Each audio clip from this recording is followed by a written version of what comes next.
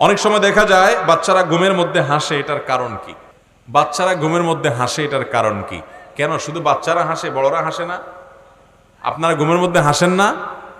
বলে কিভাবে টের পাবো, আমি ঘুমাইলে তো দেখি না। তো আপনি দেখেন না, কিন্তু আপনার আশেপাশে অনেক মানুষ দেখেন না ঘুমের মধ্যে মিটমিট করে হাসে।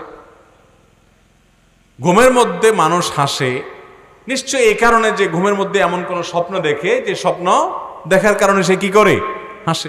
আবার ঘুমের মধ্যে মানুষ কাঁদেও, কাঁদার ভানও করে, কারণ হয়তো সেরকম স্বপ্ন সে দেখে।